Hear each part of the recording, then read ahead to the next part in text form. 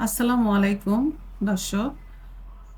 আজকে আমি স্ট্রবেরি গাছের কিছু টিপস এবং ট্রিক্স শেয়ার করব, যেন আপনাদের স্ট্রবেরি গাছগুলো এরকম হেলদি, সতেজ এবং সুন্দর হয়। দেখেন দর্শক, আমার স্ট্রবেরি গাছগুলো দেখতে কত হেলদি মনে হচ্ছে।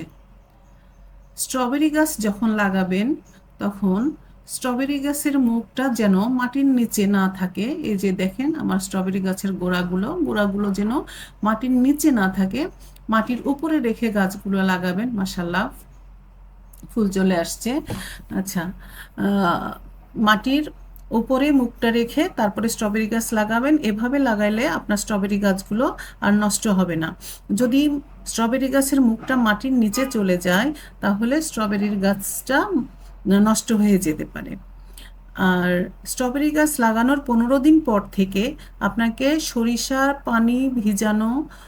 সরিষার খোল ভিজানো পানি পাতলা করে 15 দিন পর পর দিয়ে যেতে হবে। এবং এর সাথে ডিএপি এবং পটাশ একটা 10 ইঞ্চি টবের জন্য হাফ চামচ করে ডিএপি এবং পটাশ একদম টবের সাইড দিয়ে আপনাকে দিতে হবে 15 দিন পর পর। আরেকটা কাজ করতে হবে দর্শক, যে স্ট্রবেরি গাছের আপনাকে প্রতি 7 দিন পর পর আপনাকে একটু স্প্রে করতে হবে।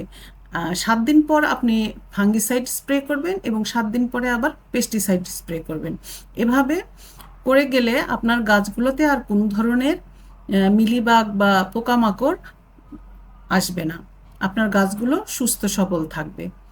আর যখন আপনি ফাঙ্গিসাইড বা পেস্টিসাইড স্প্রে করবেন, আপনি হালকা করে নেবেন। যেমন 1 লিটার পানিতে 1 ml-এর বেশি দিবেন না। অনেকে আবার বেশি দিতে চায়, ½ ml হলে আরও ভালো হয়। যদি 7 দিন পর পর করেন তাহলে 1 লিটার পানিতে ½ ml দিয়ে আপনি স্প্রে করবেন, তাহলে গাছগুলো সুন্দর থাকবে। এছাড়াও স্ট্রবেরি গাছে যখন আপনি আম, যখন আপনি স্ট্রবেরি গাছের যত্ন নেবেন, দেখবেন যে সবসময় খেয়াল রাখবেন কোনো রোগবালাই হয়েছে কিনা।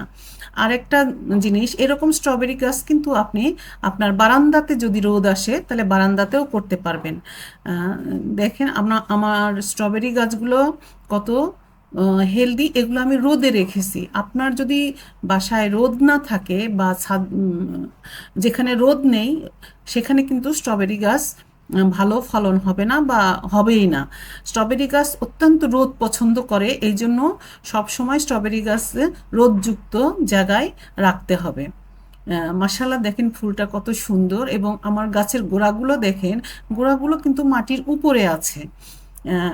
এই জন্য স্ট্রবেরি গাছের মাশাআল্লাহ ফলও ধরেছে।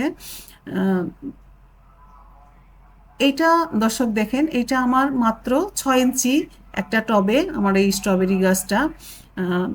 6 ইঞ্চি টবেই দেখেন কত সুন্দর হয়েছে। টবটা দেখেন মাত্র 6 ইঞ্চি। এরপরে এর উপরেরটা দেখেন, এই যে এই টবটা হলো আপনার 6 ইঞ্চি বাই 8 ইঞ্চি। এটাও অনেক সুন্দর হয়েছে। স্ট্রবেরি গাছে অত মাটি লাগে না, অল্প মাটিতেও অনেক সুন্দর গাছ করা যায়।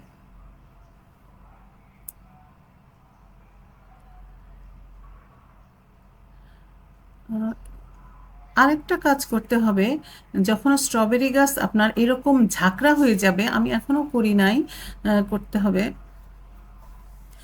স্ট্রবেরি গাছ যখন ঝাঁকড়া হয়ে যায় তখন আপনাকে অবশ্যই ওই পুরানা পাতাগুলো এবং যে রানার বের হয়, যে রানার থেকে আপনার নতুন চারা হয় বা নতুন গাছ তৈরি হয়, ওই রানারগুলো এবং এই পুরানা পাতাগুলো আপনাকে কেটে দিতে হবে এবং গাছটাকে হালকা করে দিতে হবে।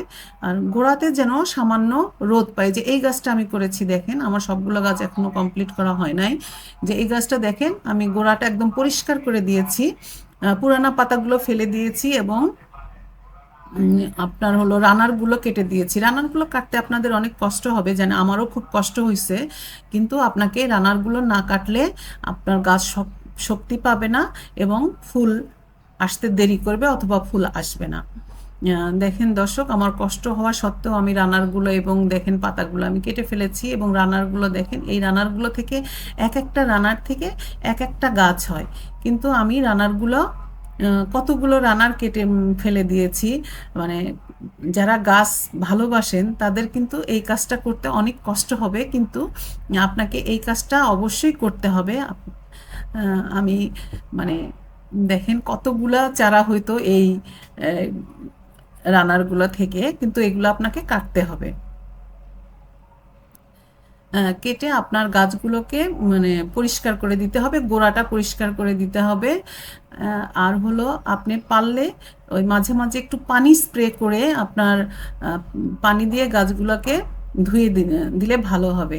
দেখেন দর্শক, ফুল কত সুন্দর ফুল আসা শুরু করেছে আমার গাছগুলোতে, এমনকি স্ট্রবেরিও দুই একটা দেখা যাচ্ছে, মানে ফুল থেকে স্ট্রবেরি হয়েছে। মাশাল্লাহ। আজকের মতো এইটুকুই। নেক্সট ভিডিওতে আপনাদের স্ট্রবেরি দেখাবো ইনশাআল্লাহ।